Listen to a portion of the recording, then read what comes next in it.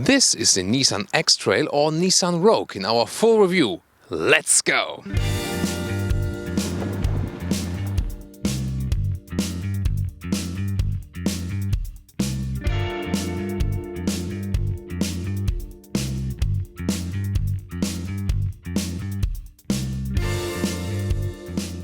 So Nissan X-Trail in Europe or Rogue in the US, always strange when they have different names on different markets. Well, that's how they do it. And we recently also had the smaller brother of this one, the Qashqai, Europe, or Rogue Sport called in the US. So today we will also tell you what is different here with the X-Trail or the Rogue. Which one should you actually go for? Here the X-Trail or Rogue recently had a facelift, so a little bit changes here in the front. Also with the fog lights, looks a little bit more modern. Overall the friendly face. 2D logo Nissan here in the front to hide the sensors which are underneath there. Then the headlights start with halogen, now optional full LED lights are available also with adaptive lighting function. And again a nice bright blue here for me today. 4.64 m or 15'2" is the total length of a Nissan X-Trail or Nissan Rogue. That's about 27 centimeters longer than the Nissan Qashqai, especially in the rear area where the Qashqai has a sharper window graphic. The X-Trail is just a little bit bulkier, I would say. Also rather upright windows. It looks more like a more old school SUV, not this very modern agile SUV, and that's also how it drives basically. Then the crossover looks still here. 17-inch wheels today. We also have a mid-trim level car. I love to show you the mid-trim level cars also when they are available. Usually manufacturers give us the full spec. Just those are available quite often, and when we have the chance we also like to show you mid-trim level cars. If you don't have the biggest rims, by the way, which we recently had 19-inch with the Qashqai or Rogue Sport, you also lose some comfort. So riding those 17-inch might not look that fancy, but from the riding comfort I think they're quite good and are basically a clever choice. With the facelift you also get some more chrome. You've seen in the front probably chrome door handles here, frames around the windows, a little bit darker window in the rear part for the kids. One dropping line right there above the door handles, dividing in light and shadow. And here we go, rather with rather practical layout right there, which should offer us a lot of room on the interior. Of course, we will check that one out quite soon. And prices is also interesting, whereas the Qashqai Rogue Sport about 20 to 40,000, this one here about 25 to 45,000, depending on the spec you pick.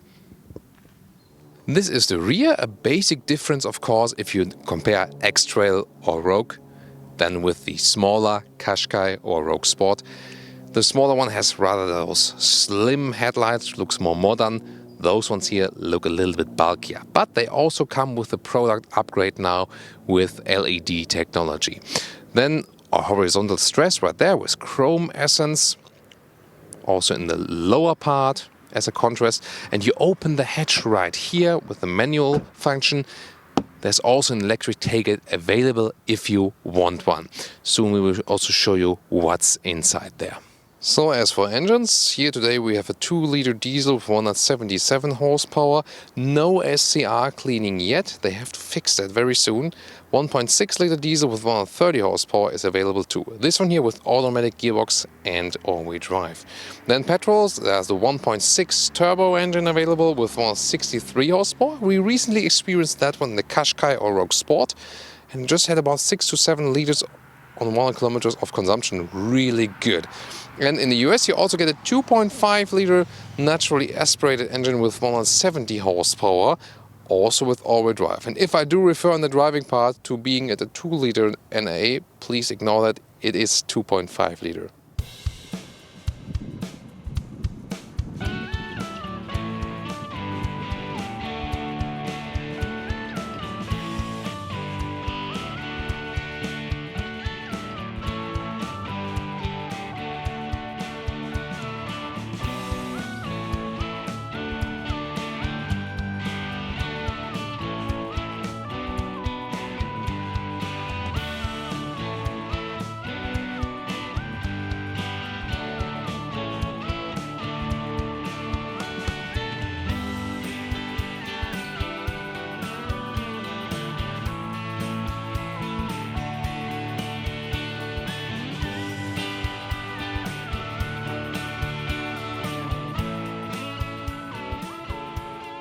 This is the interior, here with some carbon fiber style decor at the inside of the doors.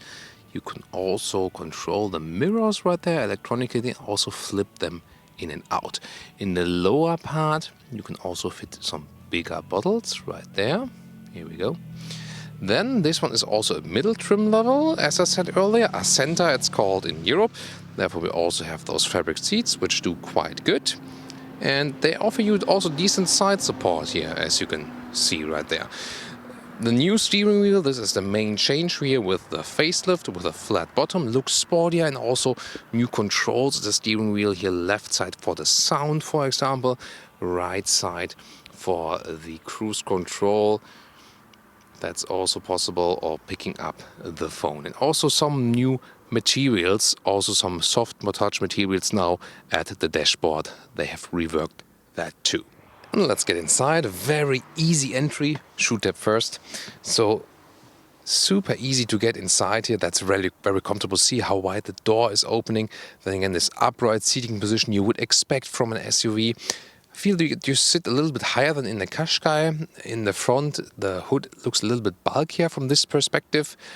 And you have a lot more headroom. So although we have the panoramic roof mounted here, I have plenty of headroom left with 1.86 m or 6'1" in height.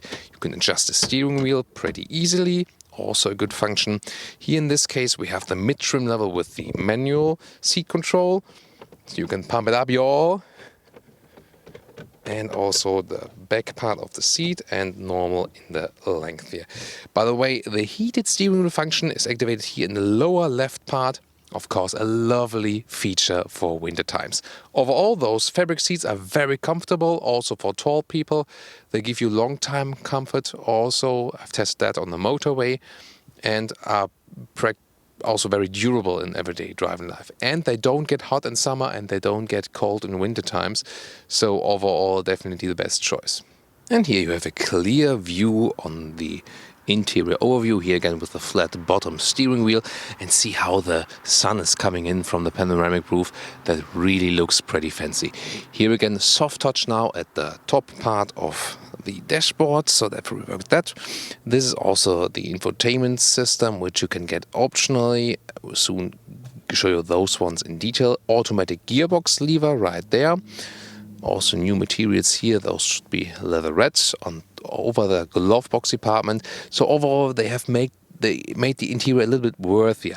It's not super fancy, but the materials they use now, they are actually quite good. This area here looks still quite old school, but the other ones I think actually quite good meanwhile. In the lower part you get a USB slot, 12-volt power supply and an aux in.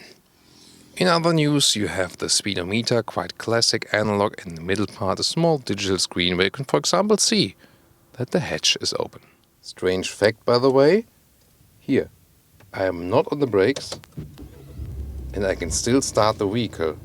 So I haven't experienced a vehicle before where I can start it without going on the brake. And a detailed look at that one. Well, zooming in and out is not the best here, so that's not on top of the game. Also pretty laggy.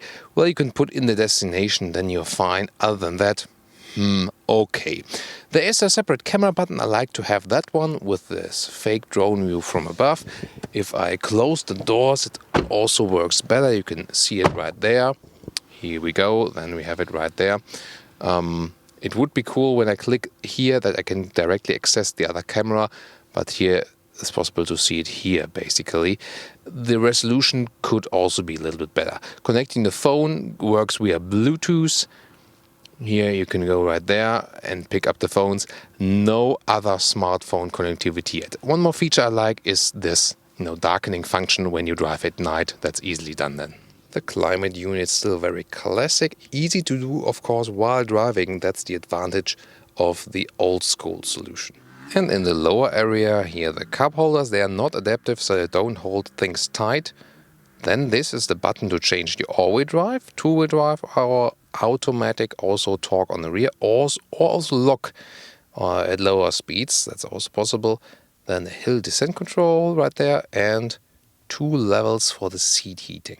And finally, the armrest, you can put it up there and have some more room underneath that. and somewhat 12-volt power supply. And the panoramic roof can be opened right there. Here we go first with the shade, and when the shade is gone, you can see it also opens here. Wow, that looks quite fancy also on camera, doesn't it? Either just with a small opening, that's possible to push it right there, or like this one here, the full opening, if you like so. Also, the access to the rear seats is very good. And wow, that's interesting. Do you see that? How high it actually is?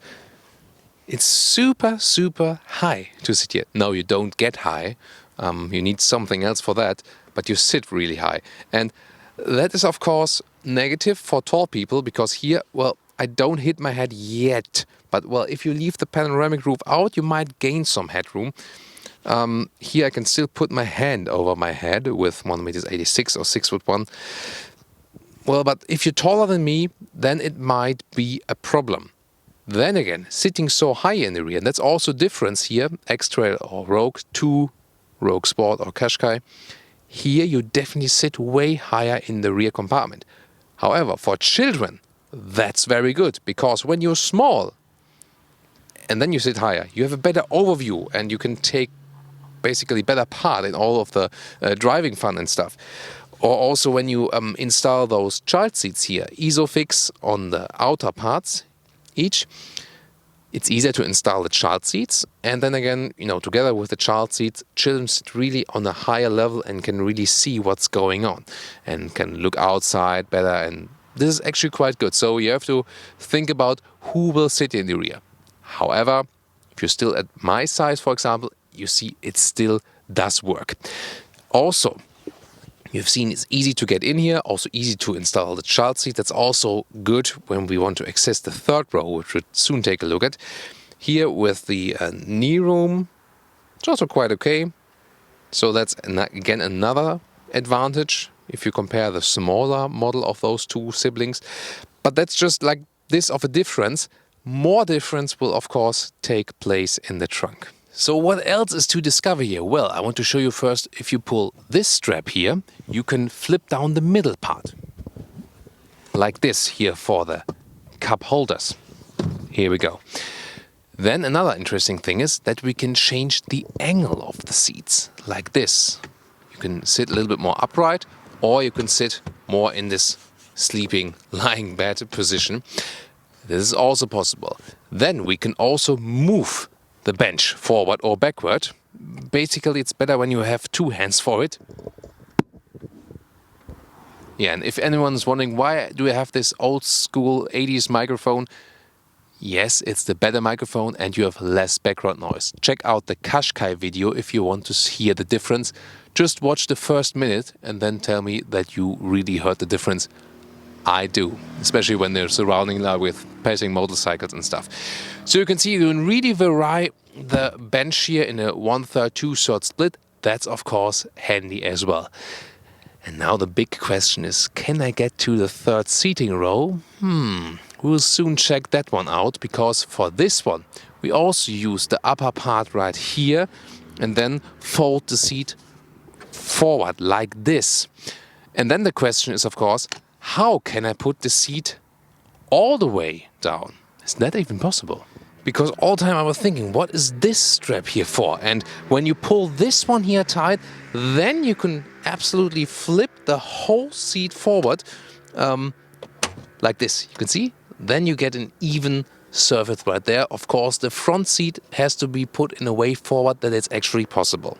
So now it gets really interesting. You gain 15 liters with the product update here in the trunk. So 556 liters in a normal setup and up to 2,000 liters when you flip around everything. So interesting that the top cover here is from a bright cloth, by the way. I think it doesn't fit that well to the rest. But then again, the inside of the roof and so on is also bright. That's the reason why they've put it in that way. And well, it's always somewhat tricky to get this one out, but then when we have it out, you can better even see how much room we have here. And wow, this is really a lot. Here also, by the way, this is the setup where the seat is up from the rear part, but pushed forward. just look at that now. So many variations I can show you. When you put the seat a little bit back, like this. Then you can also put it down completely, pulling the strap again, like this. This is then, you know, the maximum setup, I would call it that way. And of course, interesting is always, sometimes it depends on the setup you have here. When you pull that one here all the way to the front, here in this case, you cannot put the seat more on the front, just lower, like this, for example. But I'm not sure if that is really helping you that much. So, and of course we can do more, because when we then pull this strap here, we can put up the sixth, need some power for that, sixth and the seventh seat from here. In the same way, we can also release it again, like this one, and push it. And in the rear, we have this one here, we can put up just for a little bit more room right there. Or we can pull it out, and then you might think about, there are another two straps where first, what are they for actually? But when you push those ones down again here, come on, that's really, yeah, here we go. And then pull those straps here, both simultaneously, like here and here. Then you can flip out the whole stuff right there. It's also with a hydraulic strut. And then you can access the replacement tire in there. So the main difference here, the bigger model, is that you have a longer trunk. And here now, of course, how can you access? I cannot shoe tap here right now. So, well, accessing the rear here is better for children, for sure. I know you love to see those Thomas Climax situations. You have no room to put your feet right there. There are no possibilities to put child seats here, so no ISOFIX.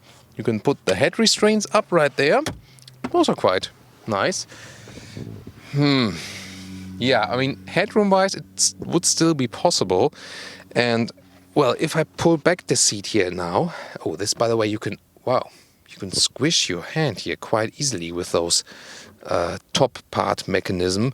So watch out for this.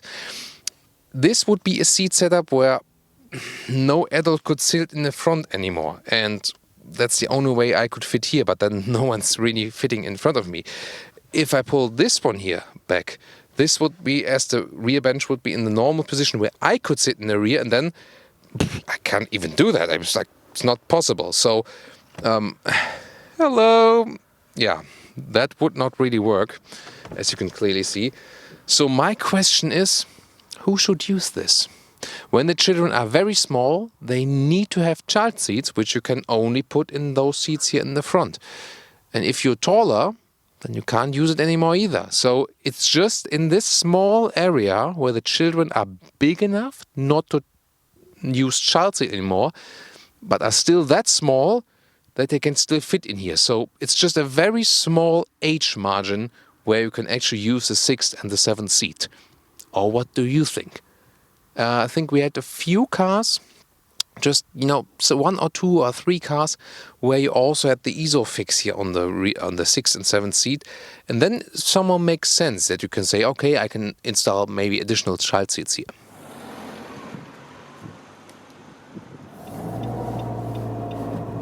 Hey, welcome to the driving part of this review, or aka Thomas Driving Lounge. So, enjoy still being here. Well, this is the 2-liter diesel with just below 180 horsepower, and, well, you do feel it's a diesel, of course, you hear it. It still has this rather classic diesel feeling sound-wise. It's quite loud also, and doesn't have the biggest responsiveness if you go on the throttle. But then again, of course, overall it has a lot of torque. So when you already at some speed and you use the turbo and all the torque this diesel is offering, then you have decent power for sure. Sound insulation wise, well, you know, it is not that silent in here. That's definitely one field where this car is not really superb. We also have this updated steering wheel. Also the steering has been updated, and you see it's a little bit more direct. It's definitely more likable to steer. So makes the car a little bit more agile. You also feel differences because I was talking about the other difference to the Nissan Qashqai or to the Rogue Sport. You feel that the car is around about 30 centimeters longer, and it's not that agile to drive than the Qashqai or the Rogue Sport. You do feel that. Just running straight, the feeling is somewhat similar, but the more headroom you have here, you also feel it while driving. So that one gives you a rather more sophisticated, bigger SUV feeling. By the way, at the moment, just about 80 kilometers in speed. And again, road noises could be a little bit lower, especially when you're at higher speeds. At speeds like those, it's still quite okay. Visibility is for rather grown-up SUVs actually quite good. You see it also on the exterior dimensions that there aren't too many areas where views would be blocked or something. So you're feeling actually quite safe to control this car. And again, the updated steering also does a really good job.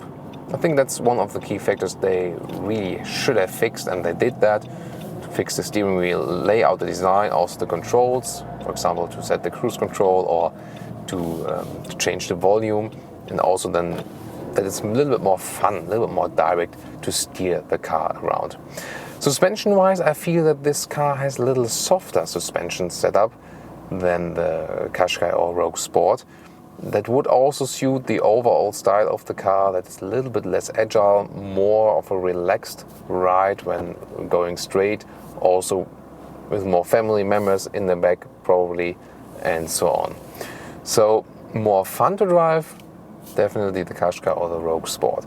However, it could also be a little bit different if we put the petrol engine in this vehicle here, which I would recommend. Our friends in the US, they can also get this 2-liter naturally aspirated engine.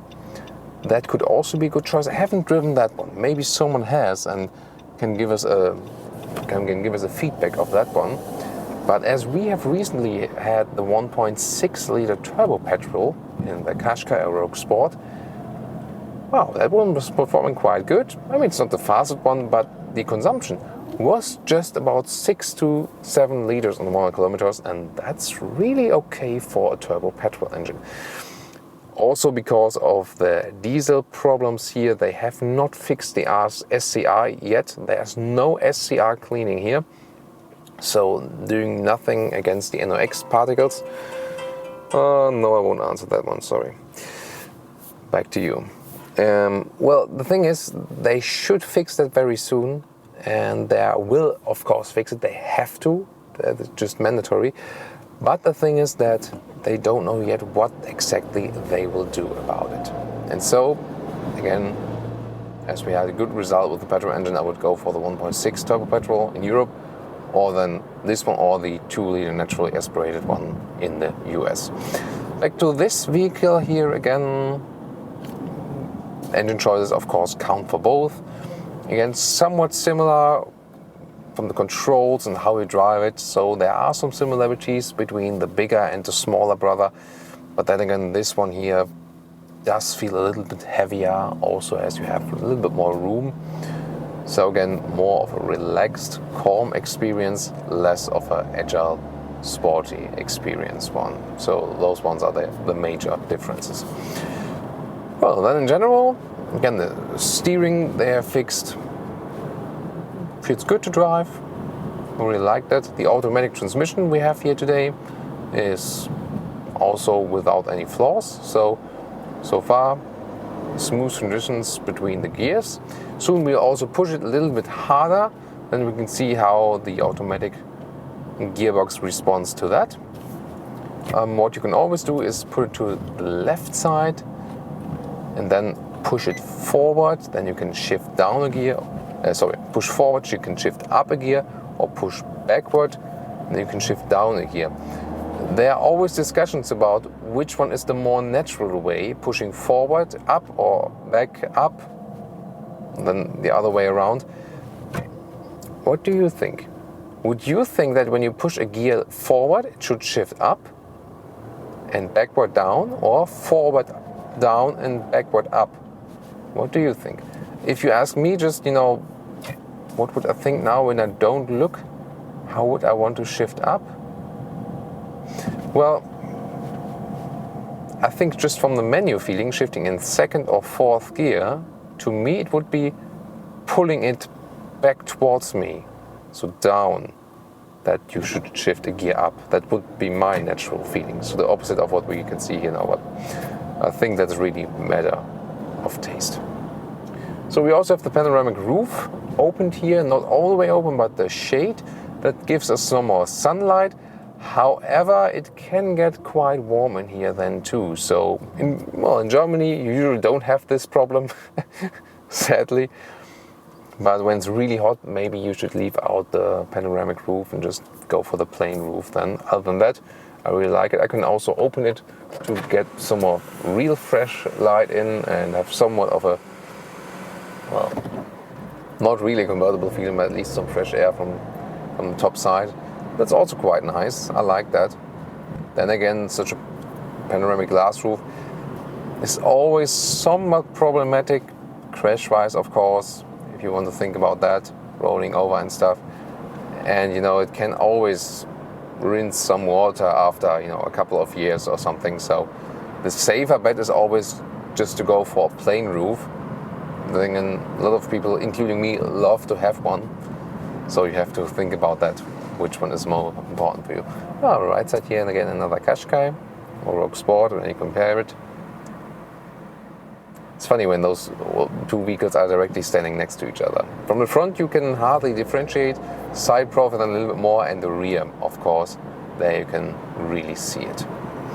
So again, relaxed ride, upright seating position. I feel also a little bit more higher than in the Qashqai or the Rogue Sport. So you have this typical command driving position you would expect from an SUV. And especially in the US, the Rogue or X-Trail is really, really popular, selling in a lot of numbers. And it is surely the price-performance ratio, and that it's also very easy and uncomplicated to use. So we're holding here at the red traffic light, and then we're showing you some acceleration. So I'll just hammer the throttle, then I will deactivate the auto start stop. You can do that on the left lower part with the button. And as soon as the close the roof, you can more hear actually the sound that comes into the cabin. There's another X-Trail passing the intersection, the pre-facelift.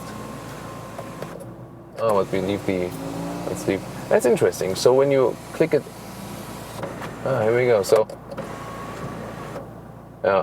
So when you push it once, the whole thing, the shade also closes and opens. Sometimes a little bit irritating. But you can also push it and just the half of it opens. So let's go. What? 70. That was pretty quick, wasn't it? Wow. So in this case, the torque of the diesel really took command. That was pretty decent. So we had a little wheel spin in the front also because we had pushed it so hard. The reason is I'm in two-wheel drive mode, and that's another thing we can talk about. So usually you would leave it in the two-wheel drive mode, and so let's reset the consumption here, because that one was probably not what you would usually expect. So well, usually you would leave it in a two-wheel drive mode, just maybe to reduce consumption or friction. Sometimes it's argued because of those Haldex clutches that something is spinning anyway in the rear, so you cannot completely cut it off, basically. So the question is, does it really make sense?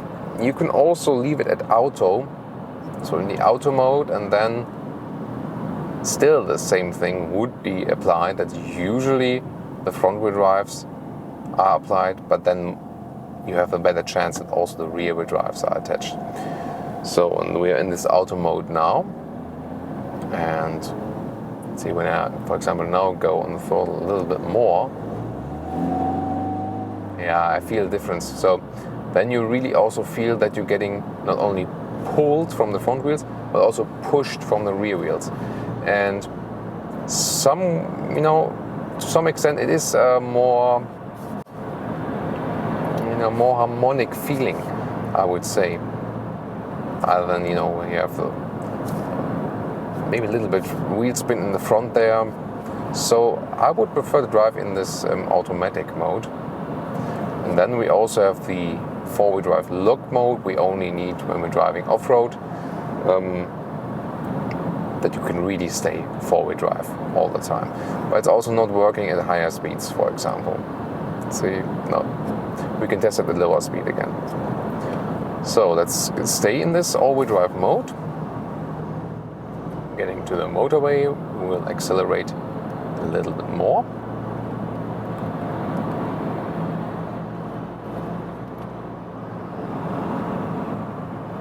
Good overview also to the side mirrors. They can be heated as well. So now 70 to 100. Let's go. Plop. Here we go. And that's 100. So also the elasticity. So that's quite good. So good torque from this diesel again. Also the sound doesn't really impress me much. But don't impress me much. Yeah, about that. Also to the rear, well, it is not a short car, but still you can really see where the car is ending, because all of the back of the car is pretty much built upright. I like that. And again, it stresses the basic characteristic of this vehicle, that it's not complicated and it's simple to learn. You just start driving and that's it. Everything is basically self-explanatory. And I think this unpretentious style, again, is also something I like with this vehicle. Well, looking at the GPS while driving, actually quite okay. Also in bright sunlight now, I can still see it pretty well. That's always also a good test. Although, as we mentioned earlier, the software of the whole system is surely not one that you would say it would be the most modern one.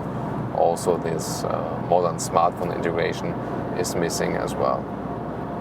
So here now on the motorway, we can also set the cruise control. There's no ACC mounted in this vehicle here, so I have to control it myself. But the normal cruise control is working pretty good, but there's also nothing special about it for sure. So here now at 100, that's still a decent speed for the vehicle for sure. Let's give it a little bit more throttle. Yeah, I think it's really a good motorway vehicle where you can relax a little bit too. Let's get off the motorway here. See also how it is in a dynamic corner. And if the new steering really holds what it promises. I feel the suspension is more comfortable than the one of the Qashqai or the Rogue Sport. So overall, I think the suspension setup here is quite okay. I found it a little bit too stiff with the smaller sibling last time. So let's go on the roundabout here. The automatic gearbox also did a good job, always keeping me in the right gear, not too high, not too low. Yeah. Okay, we have some tilting here to the side, of course, but still the car feels pretty good in the corner.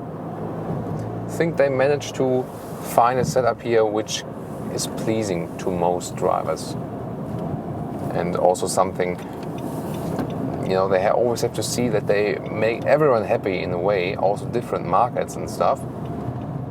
It's, for example, that in European roads, people usually tend to like a little stiffer and sportier versions, a little bit more. In Japan and in the US, where you have more cruise control, one speed, lower speed, highways, you just go straight, and often suspensions are made a little bit softer, for example. But I think they found a good compromise here to make everyone happy. Yeah, brakes could be maybe a little bit harder. but I didn't push it too hard yet. So overall, I think the one main thing is that you really feel in control of this vehicle all the time.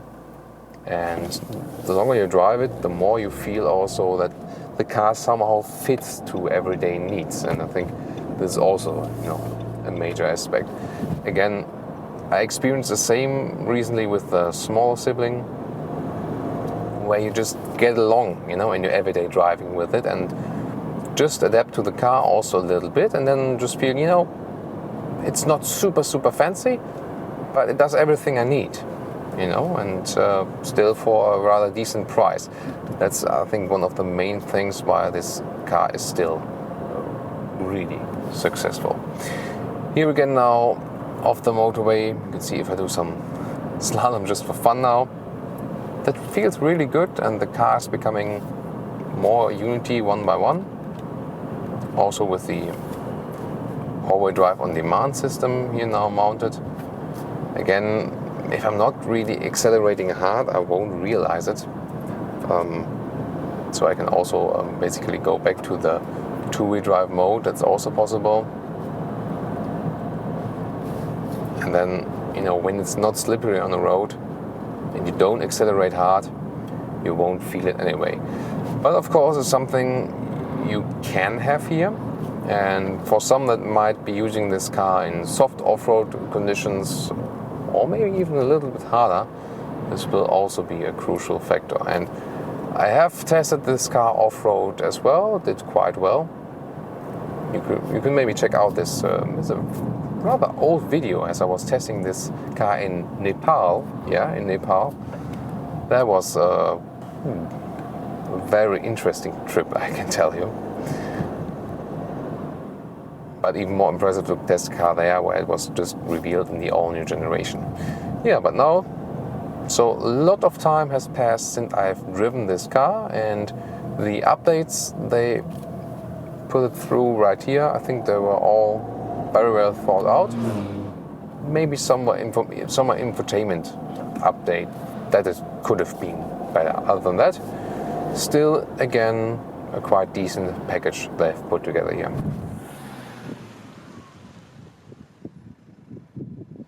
And now to our conclusion for today with the Nissan X-Trail or Nissan Rogue as the facelift. Well, slightly upgraded front and a modern, likable SUV. From the front, somewhat similar to the Qashqai. In the side profile, more differences. Then the Qashqai looks a little bit more dynamic, and especially in the rear. So the difference Rogue and Rogue Sport.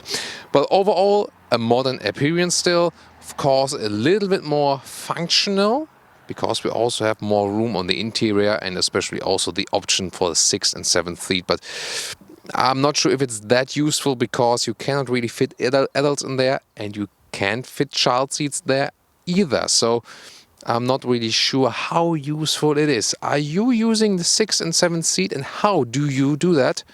Tell me in the comments. The interior has also been upgraded, and I like the upgrade, especially with the new steering wheel and some more material quality tweaks right there. But still, the interior is not really top-notch. But it is functional and basically uncomplicated, so easy to use. Also in driving, actually makes a quite good result. So I'm overall quite satisfied. Not satisfied with the diesel SCR handling. They have to do something there very soon, and should do earlier. But then again, we have the good 1.6 liter turbo petrol for Europe, or the 2 liter NA for the US, so we can just go for those. Overall, I think it's not one of the most fancy SUVs, definitely not, but it has still a very good price-performance ratio, and that's why it's also still famous. What do you think? Tell me your opinion in the comments, and also join us next time. Thank you so much for tuning into Autogefühl, your #1 resource for in-depth car reviews and your #1 community to discuss cars.